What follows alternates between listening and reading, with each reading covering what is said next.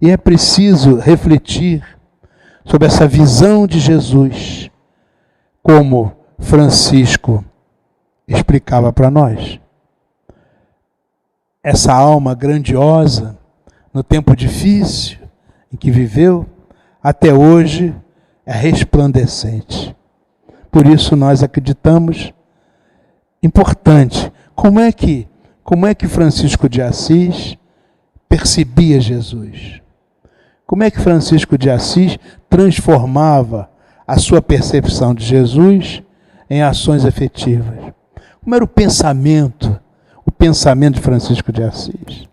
Em que medida podemos sintetizar essas coisas para que o nosso dia a dia hoje seja valorizado como ações efetivas na direção do bem?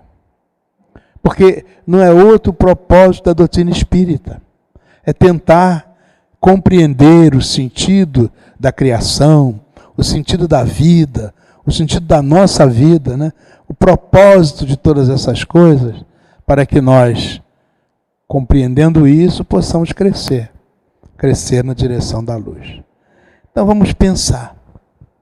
Não importa para onde você olhe, porque há uma nuvem de confusão pairando sobre a mensagem de Jesus.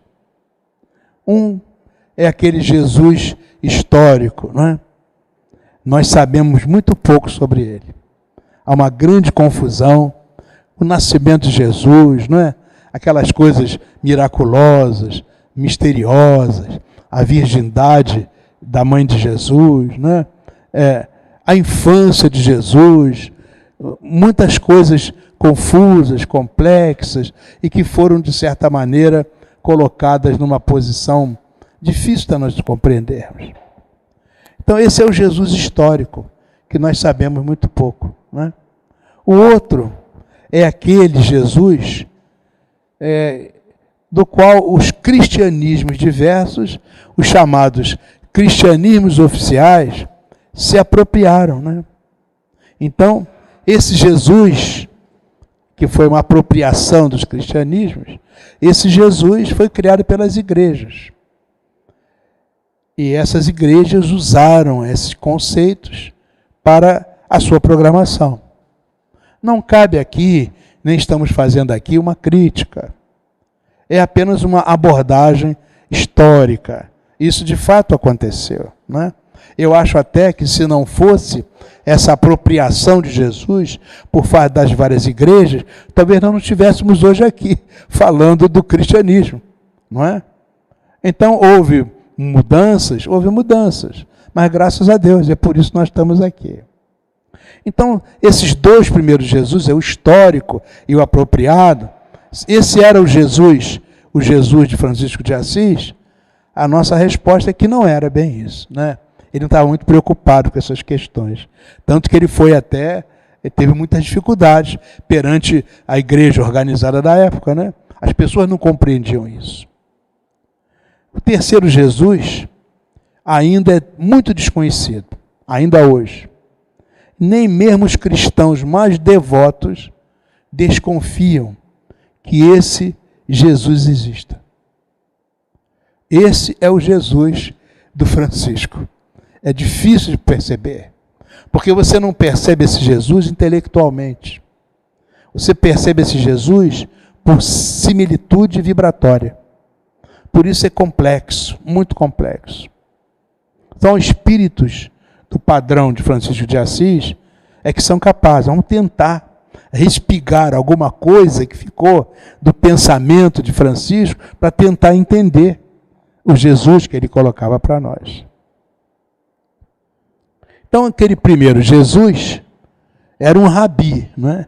Ele andava pela costa norte da Galileia e, apesar dos milênios, ainda parece próximo. Todo ano a gente conta a história, né? Agora mesmo saímos de dezembro, né? E é o nascimento de Jesus, né? Os reis magos, amanhã é o dia de reis, os reis magos. A gente conta essa história, essas coisas todas, e as muitas histórias, né? A respeito de Jesus, as parábolas que ele contava, os fatos mais ou menos miraculosos que são imputados a ele, né? Quer dizer, apesar dos milênios que passaram, ainda esse Jesus ainda parece próximo, ele está sempre recontando a história dele. Agora, esse Jesus, ele aparece na nossa cabeça como? São aquelas roupas simples que ele usava, né? Aquela sandália que ele usava, né? Andava de um lado para outro, desataviado. Esse Jesus era gentil, era sereno, tranquilo, amoroso, né? Havia assim um halo de glória, né? Que guardava os muitos mistérios de Jesus. Porque certamente, até hoje, né? Nós não entendemos, certamente, estamos muito longe de entender os mistérios de Jesus. Jesus era pacífico, mas olha como é complicado. Ele era a paz, né? A minha paz vos dou, mas não como vou lá dar o mundo. Mas dando a paz, ele dizia, não penseis que vim trazer paz à terra.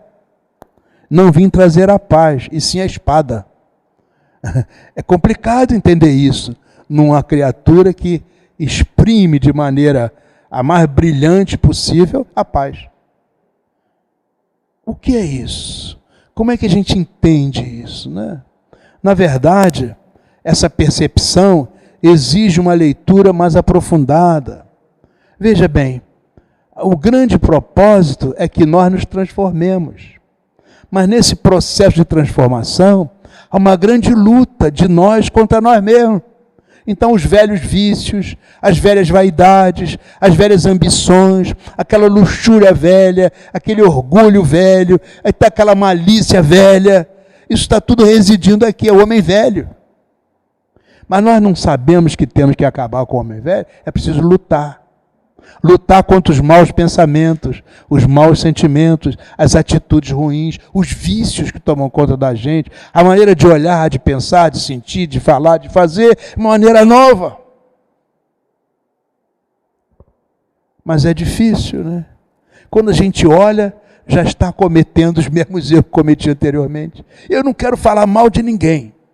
Eu entendo que não posso falar mal de ninguém. Mas quando eu estou numa rodinha, daqui a pouco estou falando mal do presidente da República, do político tal, do fulano, do meu amigo, do meu compadre. Estou falando mal.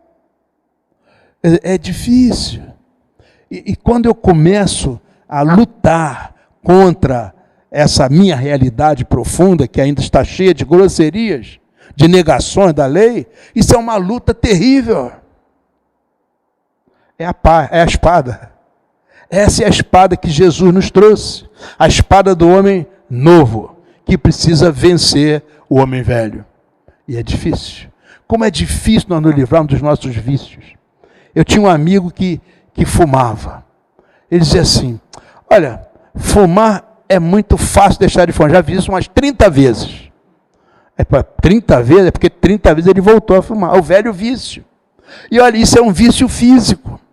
Os vícios morais são ainda mais arraigados e mais difíceis de serem combatidos. A gente vê o alcoolismo, é um vício físico. E é difícil a pessoa se livrar. E tantos outros, né? Os vícios mentais, morais, espirituais, são arraigados há milênios conosco. Essa é a espada. Quando eu quero mexer com isso, é complicado. Pois essa é a espada. Então não podemos fazer uma leitura de Jesus apenas pela própria leitura externa. Não é a paz, vamos transformar num guerreiro, como no passado, né? As pessoas em nome de Jesus iam arrasar os outros, matar os outros, destruir os outros, como aconteceu nas cruzadas, por exemplo. É uma leitura que a gente hoje percebe equivocada. Não é essa paz, não é a paz, não é essa espada, né? É uma espada moral, não é uma espada física. Jesus amoroso, mas ele diz, quanto a este servo inútil, jogai-o lá fora, na escuridão, onde haverá choro e ranger de dentes. Meu Deus do céu, se a gente está falando que Jesus é amoroso, vai botar alguém para fora? Vai expulsar? Tem que ter uma outra leitura, um outro pensamento, uma outra percepção, não é? Então, isso está lá no Evangelho, né? Por isso é difícil perceber. Esse Jesus dos teólogos, o Jesus dos outros eruditos, quanta guerra aconteceu por causa dessa discussão. A gente ficava pensando nos luteranos, nos calvinistas, nos católicos, nos ortodoxos. Quanta luta aconteceu, quanta desgraça, quanto sangue correu pelas discussões que começavam teologicamente. Então, esses teólogos criaram aquilo que a gente chama hoje o Espírito Santo. Esses eruditos e teólogos, com os seus interesses, criaram o Cristo da Santíssima Trindade.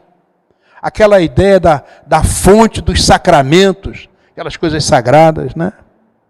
Orações que Jesus certamente desconhecia, que nunca fez, e que ainda hoje se repetem, se repetem, se repetem. Viraram lei, norma, regra, imposição, dogma, em nome de Jesus. Como eu disse, não é uma crítica, isso é uma análise histórica. Eu fiz questão de reconhecer que talvez se não fosse isso, nós não estivéssemos hoje aqui discutindo as questões. Então a gente olha isso até com muito respeito pelos nossos irmãos. Aliás, nós mesmos, que certamente fizemos muitas discussões aí teológicas no passado. O príncipe da paz, Jesus, mas em nome dele surgiram muitas guerras sangrentas.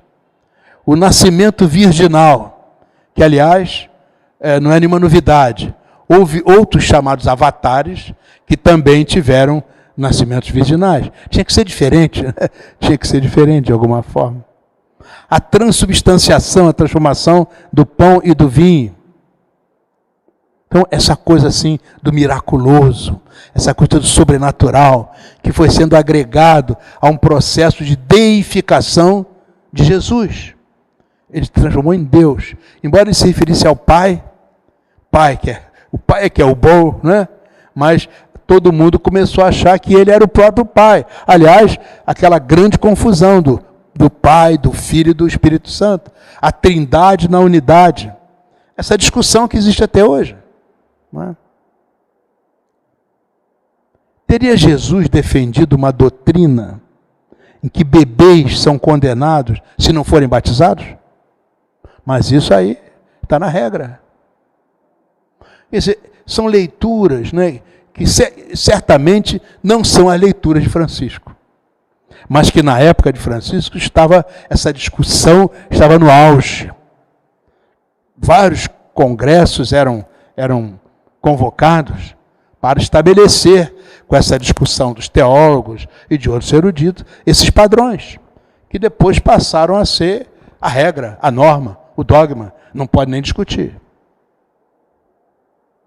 Certamente, Jesus se tornou a base de uma religião que se proliferou em mais de 20 mil seitas e que discutem até hoje sem parar sobre cada fio de roupa de um sudário.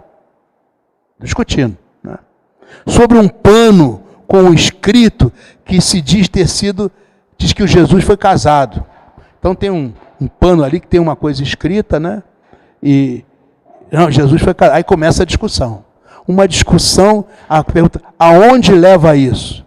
Não leva a lugar nenhum, não leva a nada, não tem sentido. Mas para muitas pessoas é isso que é o sentido. É a discussão, é o debate. A gente leu aqui na leitura de preparação. Vamos arregaçar as mangas, vamos fazer as coisas, mas esses teóricos, eles passam a vida inteira discutindo, a vida toda.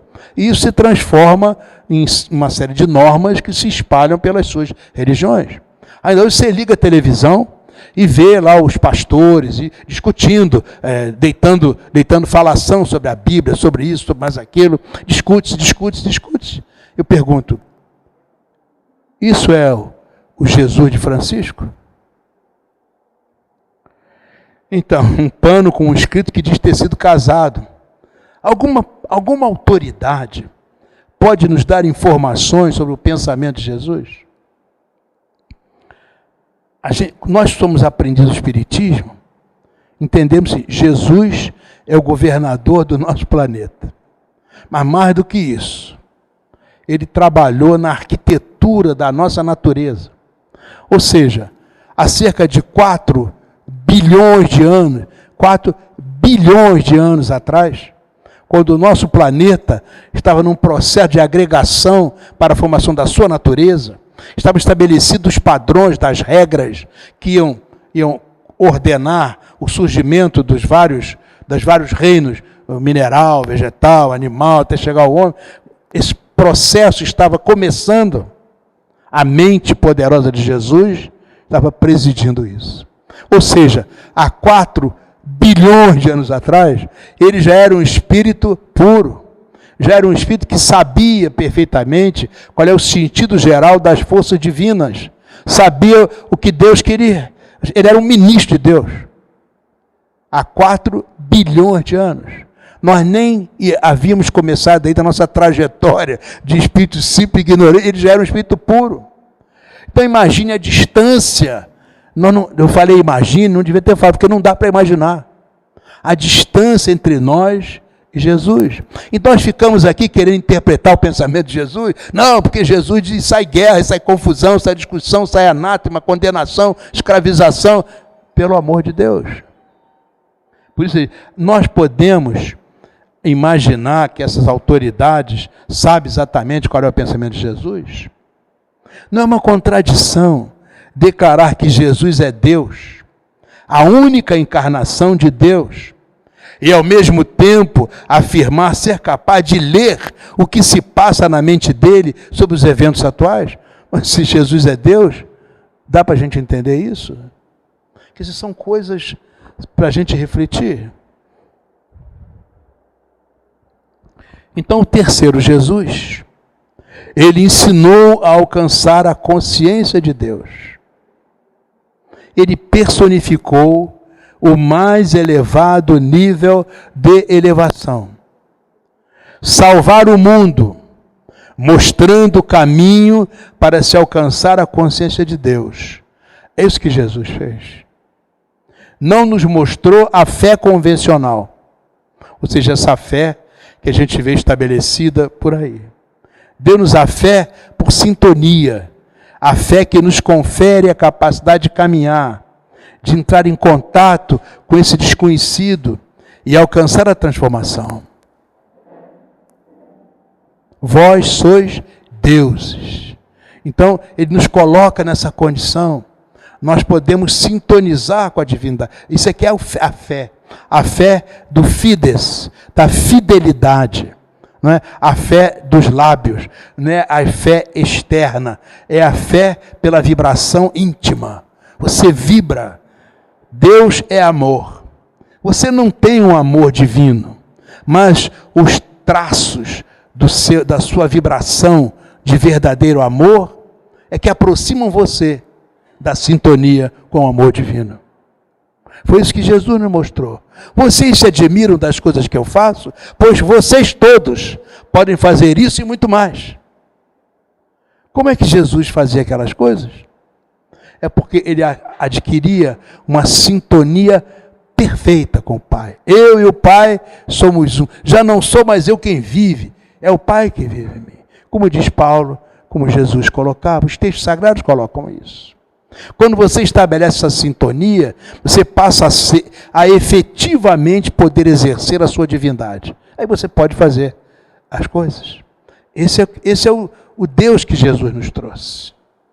E essa é a questão da fé que Jesus coloca para nós.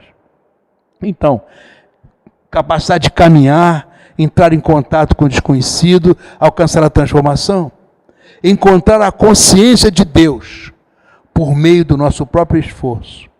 Esse é o Jesus de Francisco. Consciência de Deus.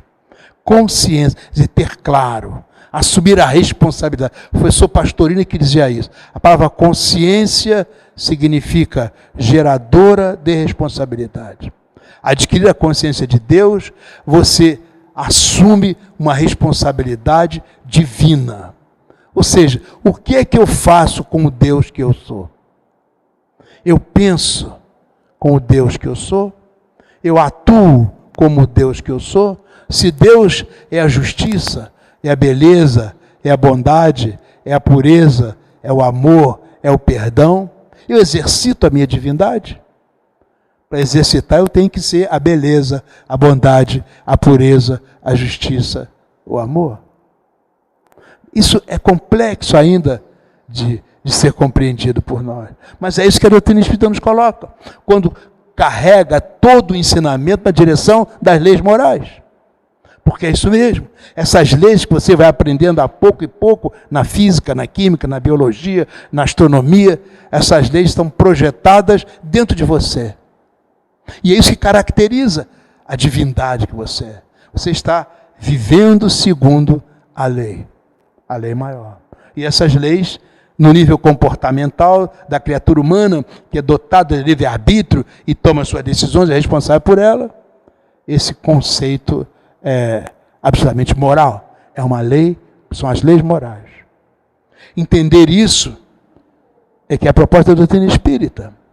E foi isso que certamente Francisco entendeu, na frente de todos nós. Esse é o Jesus de Francisco. Deu-nos a esperança para continuarmos a caminhar, mesmo tendo caído. Deu-nos a caridade, sob a forma de amor incondicional, como ferramenta suprema de iluminação. Foi o que Jesus colocou para nós. Então você pode virar a página e começar de novo. A questão do pecado, né? Nós não estamos irremediavelmente condenados ao pecado, ao contrário. Nós estamos marcados pela luz. Você pode estar hoje caminhando na escuridão trevosa dos seus erros, dos seus enganos, mas você não está condenado a isso. Ao contrário, você pode virar a página e iniciar uma nova caminhada.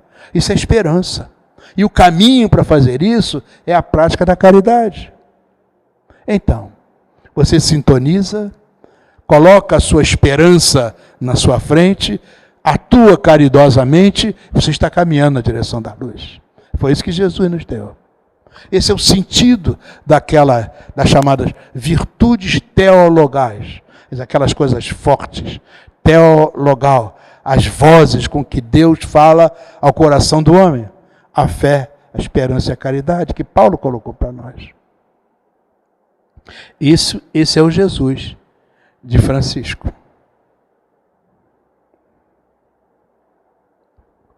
Jesus não menciona o pecado, isso é outra coisa importante, né? Não é isso, Jesus não fala no pecado, aliás, muito pelo contrário.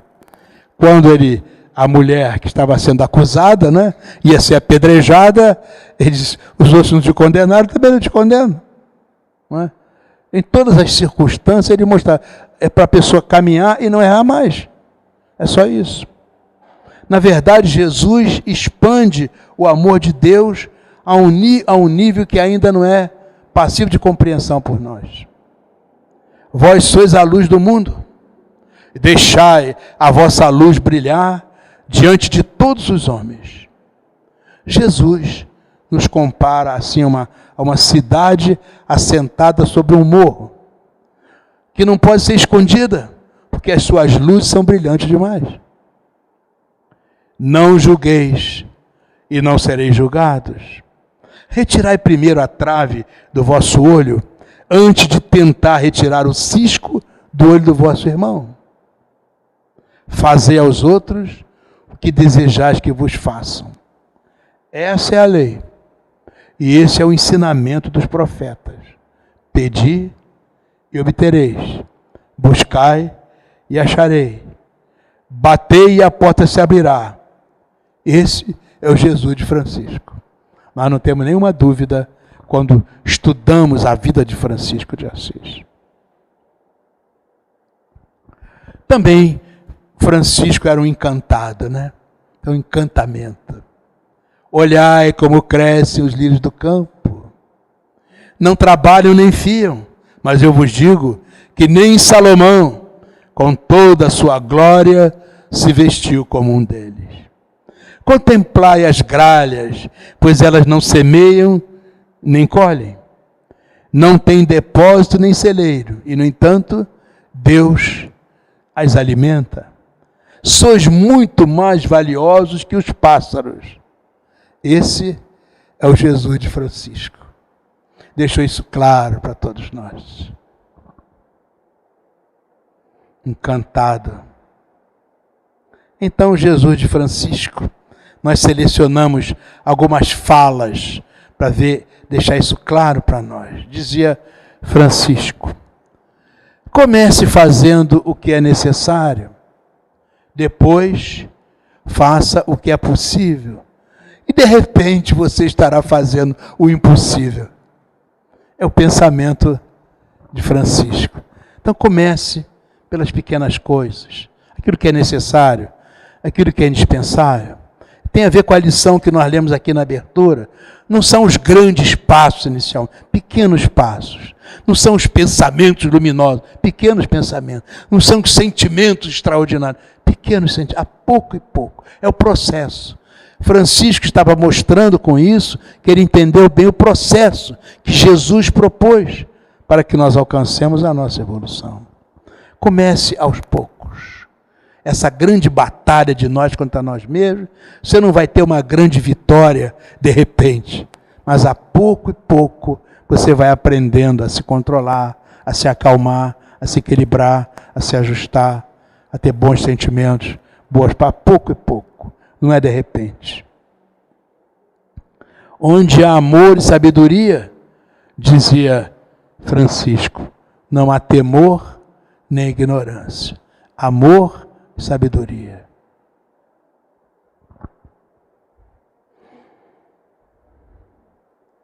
Dizia ele: o que temer? Nada. A quem temer? Ninguém. Por quê? Porque aqueles que se unem a Deus obtêm 3 grandes privilégios. O primeiro é uma onipotência sem poder. Extraordinário isso, né? O segundo é uma embriaguez sem vinho. E o terceiro é a vida eterna, ou seja, é a vida sem morte. Essa percepção bastante diferente do que o mundo pensa, né? O mundo pensa que você se embriaga das coisas materiais. É o ouro, o dinheiro, o poder, o domínio, corresponde ao vinho, né? Você se embriaga com isso. Está falando de uma outra embriaguez, embriaguez espiritual. O poder. As pessoas querem mandar, comandar, não é? Não precisa, o verdadeiro poder é exercer a sua condição divina, é ser o grande servidor. E finalmente, quando você descobre isso, a morte física não perde o sentido do desaparecimento, da exclusão. Dizia o nosso Francisco: você não precisa de uma grande luz. Basta um raio de sol, pequenino, aparentemente insignificante. Mas pense assim numa sala escura e um pequeno buraquinho onde uma fímbria de luz penetra. É suficiente para acabar com as sombras.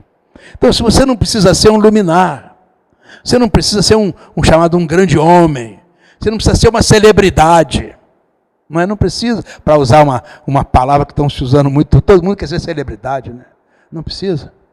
Nós só precisamos iluminar, pouquinho, iluminar o nosso pensamento, iluminar o nosso sentimento, uma boa intenção, um pequeno sorriso, um gesto de fraternidade, de tolerância, de solidariedade, de compreensão.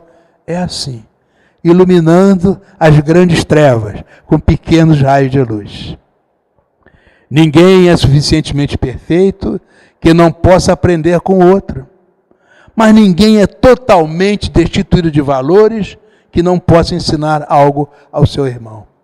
Ou seja, de um lado, não nos coloca numa posição de prepotência em relação ao outro, mas também não nos coloca numa posição de subserviência em relação ao outro. Nem uma coisa, nem outra. É sempre a virtude no meio. Que foi o que Jesus nos disse. Tudo isso que nós estamos citando aqui, nós extraímos das obras de Francisco de Assis. Dizia ele: todos os seres são iguais pela sua origem, os seus direitos naturais e divinos e seu objetivo final. Quando a gente pensa no tempo que ele viveu, os seres não eram nada iguais. Havia lá a nobreza, o rei, os donos das coisas, havia o clero, havia os soldados e havia os servos.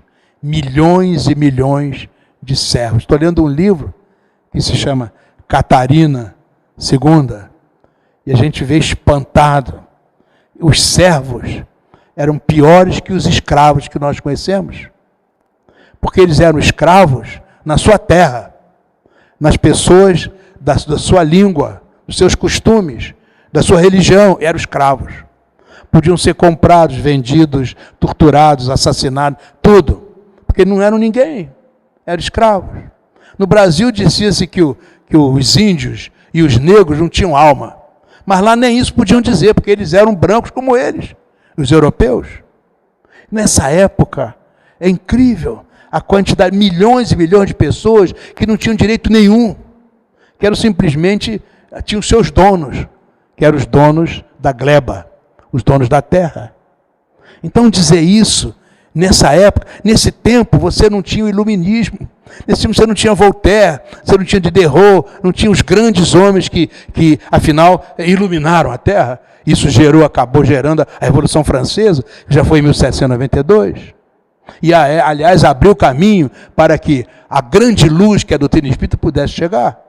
Seria difícil, a doutrina espírita não chegaria no tempo de Francisco, porque a leitura da humanidade é que as pessoas não eram iguais. Havia os reis, os nobres, os príncipes, os doutores, lá os nobres de toda a ordem, os sacerdotes, os militares, que geralmente seguiam carreira ligados aos nobres, e havia os servos, aquela legião de pessoas que não tinham direito a nada. Então dizer isso nesse tempo é uma coragem espantosa e uma clarividência extraordinária. Todos os seres são iguais, pela sua origem, seus direitos naturais e divinos, seu objetivo final. Isso hoje está na Constituição do Brasil, está na Constituição da maioria dos países do mundo, hoje. Mas naquela época isso não existia. Dizia Francisco, a cortesia é irmã da caridade, que apaga o ódio e fomenta o amor. Ser cortês para com todos, subordinados, chefes, cortesia. Não vos esforceis pelas honras do mundo, mas honrai o Senhor. Isso também, naquela época, isso é um absurdo, dizer, porque todo mundo queria as honras do mundo, todo mundo queria ser nobre, todo mundo queria ser barão, conde, duque, senhor lá de terra, todo mundo queria era isso, porque era normal, era da cultura. Hoje dizer isso é fácil, mas naquela época isso era um absurdo. Eu digo a vocês, meus irmãos, que ele arriscava a própria pele ao dizer essas coisas, porque contrariava uma multiplicidade de interesses. Dizia ele, olha, nesse mundo, nesse tempo, quem a tudo renuncia, tudo receberá. Meu Deus do céu, tudo que as pessoas queriam era não renunciar, pelo contrário. Materialmente, vem a mim, eu quero a terra, eu quero o gado, eu quero o trigo, eu quero o dinheiro, eu quero a medalha, eu quero o uniforme, eu quero o poder, eu quero a coroa. Querer. O verbo era querer, ter, querer. Quando você fala renuncia, isso é uma aberração. E a gente fica mais admirado ainda, um espírito que tem a coragem de dizer isso. Aliás, num dos lugares onde esses conceitos eram muito fortes, que era o interior do que hoje nós chamamos Itália.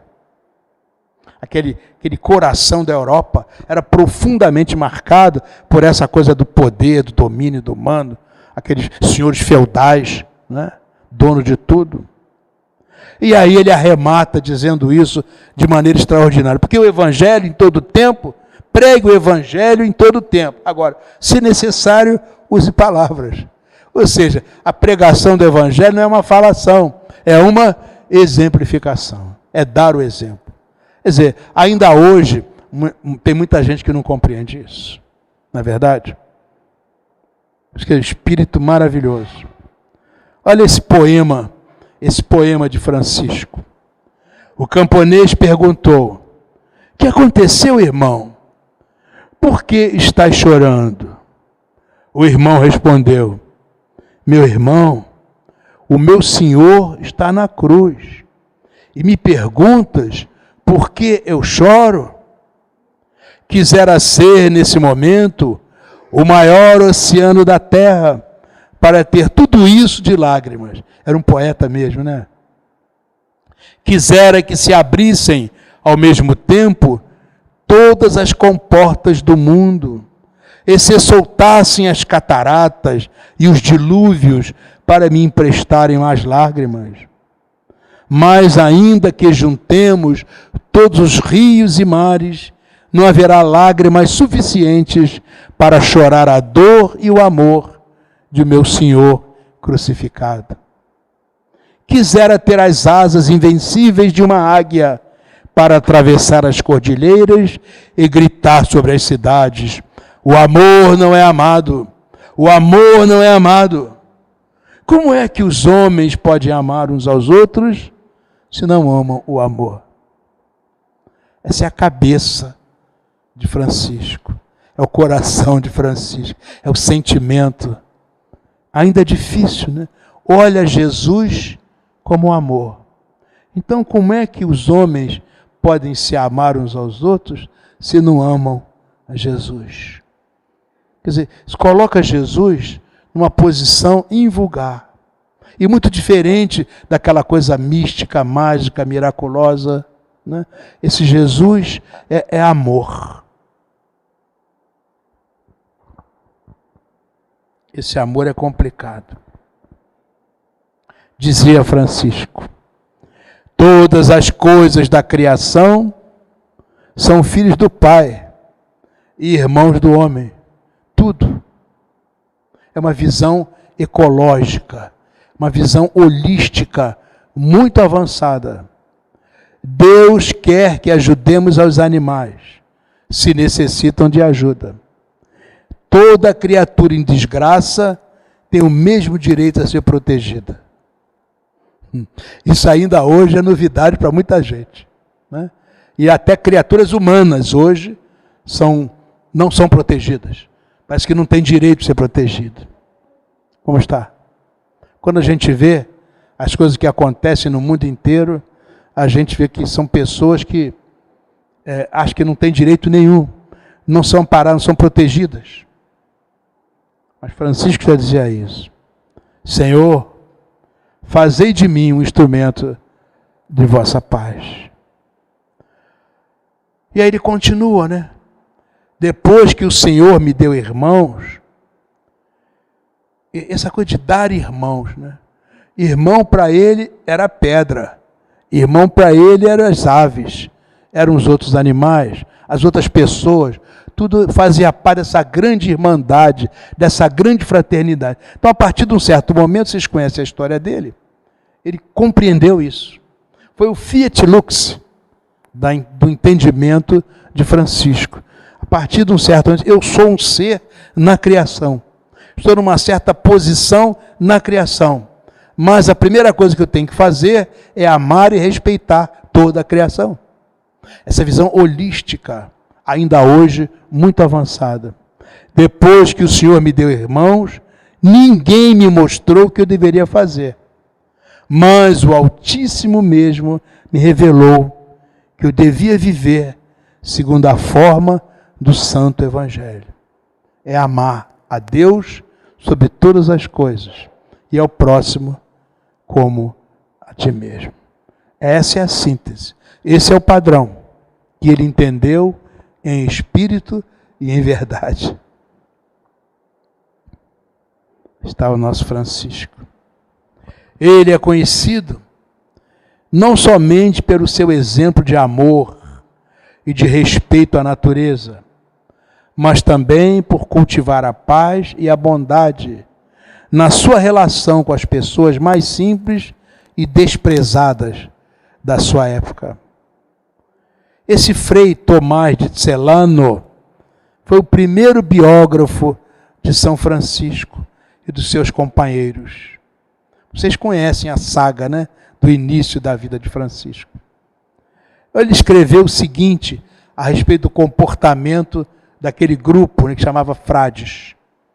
Em tudo guardavam a paz e a mansidão com todas as pessoas. Em tudo havia a reta intenção e o espírito de paz. Eles permitiam evitar cuidadosamente todo escândalo. E a palavra escândalo aqui era usada naquela época, significava tropeço, criar armadilhas para que os outros caíssem. Essa era a visão da palavra escândalo, do grego, né? Não é a que a gente usa hoje. Então, faziam tudo para evitar cuidadosamente todo escândalo. Apenas falavam quando era necessário, e de suas bocas nunca saía nada de inconveniente ou ocioso em suas vidas e procedimentos. Não se podia descobrir nada de maldade ou de desonestidade. Seus sentimentos eram apenas de muita concórdia, calma contínua, ação de graças e louvor. Isso é que tomou conta, porque isso era o Francisco. E as pessoas que se aproximaram de Francisco foram tomadas por esse espírito. Quer dizer, que o espírito dele se assenhoreava do espírito dos outros. Eles entravam nessa sintonia de mansuetude, né? De tolerância, de compreensão. Não há ideia de briga, de desentendimento, né? De disputa. Isso nesses primeiros tempos. Depois as coisas se transformaram, mas até hoje, os franciscanos até hoje, eles têm uma aura de bondade que os diferencia bastante na igreja secular, na igreja organizada, né? Os franciscanos fazem aqueles juramentos, né? De pobreza, de obediência, de castidade. Até hoje, todo franciscano ele tem na cintura uma corda, né? Tem 3 nós. Os 3 nós são os 3 juramentos: pobreza, obediência, castidade. Isso vem lá da regra inicial de Francisco. Não queremos nada material. Queremos obedecer ao Pai, à lei do Pai, e nos manter castos, não apenas castos sexualmente, mas castos mentalmente, castos sentimentalmente. A visão de castidade era muito mais do que meramente a questão da castidade sexual, castidade mental. A oração de São Francisco vocês todos conhecem. O interessante é que ela não é a oração de São Francisco. Ela não foi criada por São Francisco, né? Ela não foi criada por São Francisco. Na verdade, essa oração aparece, segundo consta, ali no século XIX, e foi associada a São Francisco. Mas não há notícias de que ele, de fato, tenha feito essa oração.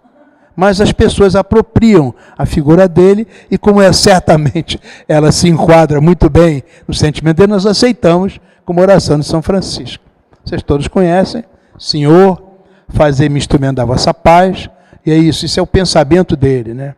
Onde houver ódio, que eu leve o amor; onde houver ofensa, que eu leve o perdão; onde houver discórdia, que eu leve a união; onde houver dúvida, que eu leve a fé; onde houver erro, que eu leve a verdade; e onde houver desespero, que eu leve a esperança; onde houver tristeza, que eu leve a alegria; onde houver trevas, que eu leve a luz. Ó Mestre, fazei que eu procure mais consolar que ser consolado, compreender que ser compreendido, amar que ser amado. Pois é dando que se recebe, é perdoando que se é perdoado, e é morrendo que se vive para a vida eterna.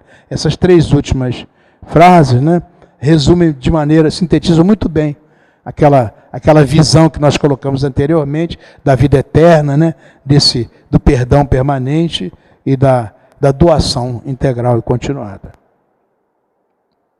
Esse é o nosso Francisco. Dizia ele: meu Deus é meu tudo. Irmãos, comecemos, pois até agora pouco ou nada fizemos. Essa visão, né, é muito importante. Não estamos fazendo nada. Enche-se de felicidade aquele que vê sem inveja a felicidade dos outros. Esse pensamento, né, de Francisco é uma expressão muito clara da compreensão profunda que ele tem do que Jesus ensinou. Devemos aceitar com serenidade as coisas que não podemos modificar, ter coragem para modificar as que podemos e sabedoria para perceber a diferença. Essa frase foi utilizada por várias outras pessoas que até se apropriaram, mas ela aparece pela primeira vez lá no nosso Francisco, por isso apropriada a ele, que também dizia, é o céu que sustenta a terra. A visão naquele tempo, né? Inclusive a visão astronômica naquele tempo era bastante diferente desse conceito. E na verdade a ideia do céu aqui é o mundo espiritual é que sustenta o mundo material. O que era amargo tornou-se doce, que o tempo com o amor transforma todas as amarguras em doçuras infinitas, dizia o nosso Francisco. Porque os anjos têm asas como as aves, porque os homens têm pelos como os bichos, e todos nós temos alma como Deus. É muito interessante, por isso nós somos deuses. Uma maneira simples e profunda de dizer isso, uma verdade de absoluta transcendência. Dizia Francisco, toda a forma de vida é uma manifestação de Deus e está sob os nossos cuidados. Olha a visão holística, né? Proteja o que é seu, sua fauna e sua flora. Nós demos uma arrumação mais contemporânea, né? Proteja o que é seu, sua fauna e sua flora. As plantas e os animais embelezam a terra, são úteis ao homem e representam a riqueza da pátria. Nunca se deve mutilar, destruir ou deixar que destruam estes bens. Vamos amar os nossos animais domésticos. Vamos dar aos selvagens a paz que eles têm direito. Permitamos que enfeitem nossas florestas. Vamos amar os pássaros puros e belos, cantando nas ramagens, voando alegres no espaço ilimitado, como verdadeiros símbolos de liberdade. É bonito isso, né? É poético isso. E é muito verdadeiro isso. Muito importante. Veja como era um espírito adiantado, né? Muito adiantado. Não te envergonhes se às vezes animais estejam mais próximos de ti do que pessoas. Eles também são teus irmãos. Quer dizer, ele não falou mal das pessoas, mas exaltou os animais, né? Também são nossos irmãos. Irmão Antônio, olha que coisa interessante. Tu tens muito estudo, mas jamais te esqueças da oração. Quer dizer, não é só a asa da cultura, né? Mas também a asa do amor. Aprendamos com as pedras. Amai-o como ele é. Ainda hoje nós fazemos aquelas ginásticas mentais, né? Aí vem o Maturana, né? Grande biólogo lá do Chile, para dizer isso. Respeitar o outro como o legítimo outro. Parece que é uma novidade. A gente acha bonito mesmo e precisa dizer isso mesmo. Mas amai-o como ele é. Ou seja, com 1.200 anos de antecipação, 1.000 e tantos anos. É, pois, uma grande vergonha para nós outros, que somos servos de Deus, ter os santos praticado tais obras. E nós queremos receber honra e glória somente por contar e pregar o que eles fizeram. Interessante, né? Esse era o Francisco. Já foi o tempo em que acreditei em palavras. Então o negócio é agir, é o exemplo. Um ser humano vale o que ele é aos olhos de Deus e nada mais. Então não importa muito a opinião dos outros. O que importa é a nossa relação com a divindade. Doravante não direi mais Pai Bernardone, que era o pai dele, né? Mas Pai nosso que está aí nos céus. Trocou. Não há nada a temer que morram de fome os filhos e herdeiros do Rei dos Céus. os quais, nascidos por virtude do Espírito Santo, ele escreve segundo a cultura da época, né? Nascidos por virtude do Espírito Santo, à imagem de Cristo Rei, de uma mãe pobre, serão gerados pelo espírito da pobreza numa religião sumamente pobre. Pois se o Rei dos céus promete a seus seguidores a posse de um reino eterno, quanto mais seguros podemos estar de que lhes dará também todas aquelas coisas que comumente não nega nem aos bons nem aos maus. Ou seja, se não está prometido, né, o reino dos céus, nós vamos chegar lá.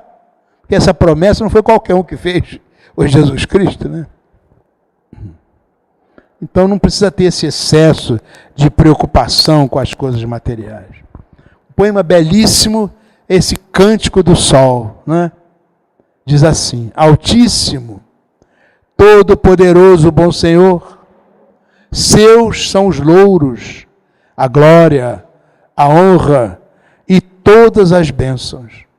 Somente a ti são reservadas, e homem algum é digno de te mencionar. Louvado seja, meu Senhor, com todas as suas criaturas, principalmente com o Senhor, irmão Sol, que é dia e ilumina por isso. E ele é belo, irradiando imenso esplendor, de ti traz o significado. Louvado seja, meu Senhor, pelas irmãs lua e estrelas, que no céu criastes claras, preciosas e belas. Louvado seja, meu Senhor, pelo irmão vento, e pelo ar, e as nuvens, e o céu azul, e para qualquer tempo, pelos quais as tuas criaturas fornecem alimento. Louvado seja, meu Senhor, pela irmã água, a qual é muito útil e humilde e preciosa e pura. Louvado seja, meu Senhor, pelo irmão fogo, pelo qual iluminas as noites. E ele é belo, brincalhão, robusto e forte. É interessante como é que ele agrega essas coisas, coisas humanas, né?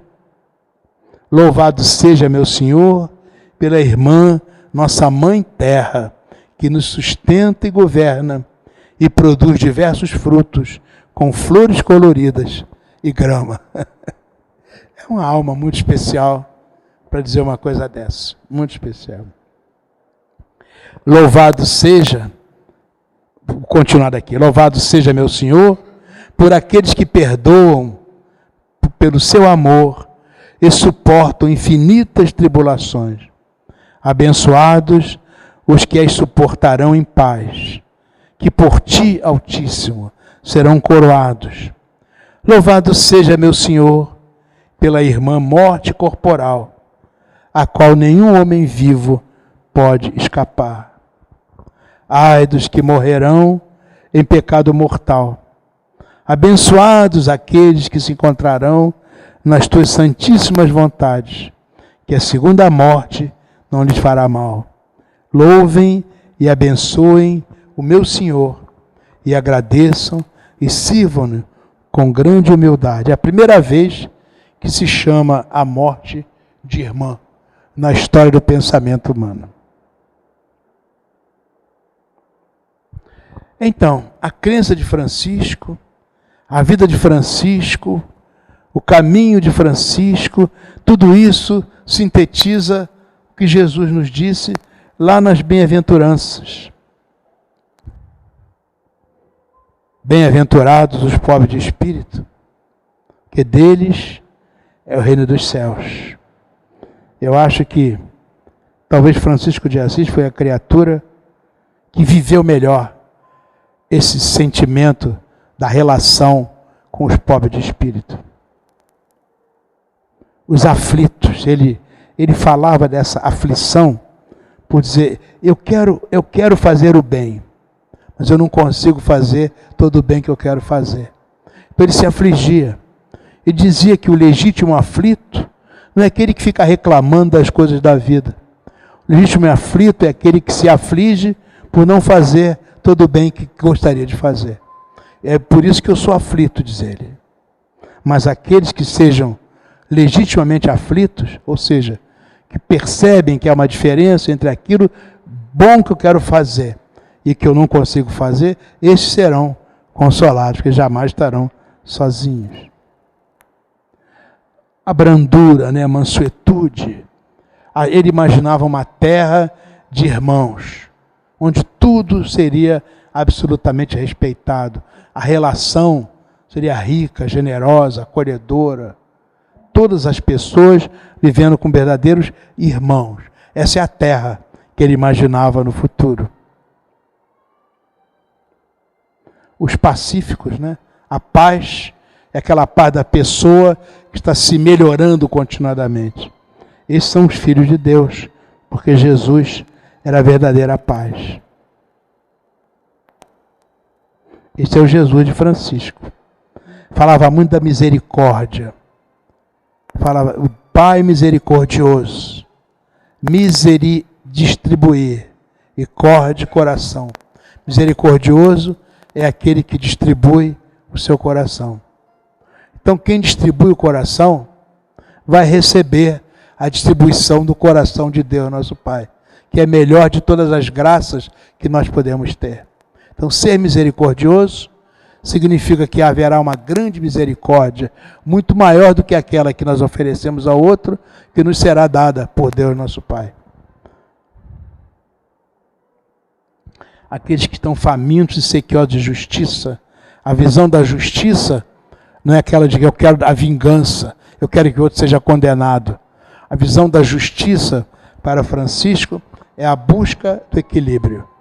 A justiça é aquela balança do equilíbrio que depois vai se transformar no próprio símbolo da justiça. É a balança, né? Nem para um lado, nem para outro. É equilibrada. Então essa é que é a visão. Aqueles que estão famintos e sequiosos de equilíbrio, esses serão satisfeitos, porque Deus Pai, tudo que Ele nos oferece é equilíbrio para a criatura humana. Esse é o Jesus de Francisco. E finalmente, aqueles que purificarem completamente seu coração, verão a Deus. Certamente não vão ver a Deus com os olhos físicos, mas terão uma sintonia tão grande com a divindade, que é como diz o texto sagrado. Já não sou mais eu quem vive, é o Pai que vive em mim. Eu e o Pai, a unidade com o Pai. Esse é o pensamento de Francisco. Nós quisemos trazer aqui, no início do nosso ano, né, no Instituto Cultura Espírita, essa visão desse espírito absolutamente transcendente. Difícil de compreender por causa da grandeza espiritual de Francisco. A gente cita essas coisas e cada vez que você pensa em Francisco, é como se a sua alma se enchesse de uma luminosidade que a gente ainda não consegue entender bem. Mas há uma leveza, há uma ternura, há uma misericórdia que toma conta da gente e a gente fica um pouco mais leve. Porque pensa em Francisco, que na verdade acaba sendo, acha que é assim, um canal que nos leva diretamente a Jesus Cristo. Francisco morreu ouvindo o Evangelho de João, onde se narra a Páscoa do Senhor. E ele falava muito dessa Páscoa, com o sentido da passagem. Era aquela visão judaica, né? Saiu da escravidão no Egito e foi para a terra da promissão. A ideia da passagem. E Francisco via muito isso. Você está aqui passando de um tempo em que você é um espírito ainda prisioneiro daquelas coisas materiais, para se libertar, fazer a passagem para as coisas espirituais. Então ele estava ouvindo o Evangelho de João, onde está contada essa Páscoa de Jesus. Isso foi no dia 3 de outubro de 1226, num sábado. E ele estava com 45 anos. No dia seguinte, 4 de outubro, ele foi sepultado na igreja de São Jorge, lá na cidade de Assis. Em 1230, os seus ossos foram levados para a nova basílica construída para ele, Basílica de São Francisco. Está hoje lá, aos cuidados dos frades menores conventuais. Foi canonizado muito rápido, porque geralmente os processos de canonização levam muitos anos, às vezes séculos. Veja, ele desencarnou em 1226, em 1228 ele foi canonizado. Tá? E o seu dia é comemorado no dia 4 de outubro. Né? Na tradição teosófica, a teosofia associa Francisco de Assis a um mestre. A teosofia imagina que Jesus é o grande governador do planeta e ele tem os mestres, que são aqueles que administram o planeta em nome de Jesus, por causa da sintonia que tem. Um dos mestres que administra o planeta é Francisco de Assis, que na teosofia eles chamam de mestre Kuthaume, tá? Da grande fraternidade branca. E na linha espírita, ele é a reencarnação de João Evangelista, enquanto que Clara foi Joana de Cusa. Né? Então estamos na presença de um espírito que nós não somos capazes de avaliar. É isso, meus irmãos, que nós quisemos trazer para vocês, abrindo o nosso ano modestamente, aqui no Instituto Cultura Espírita, mas uma grande homenagem a essa alma especial, que nós vamos pedir que presida todas as atividades do Instituto Cultura Espírita no ano de 2013. Muito obrigado, muita paz a todos vocês.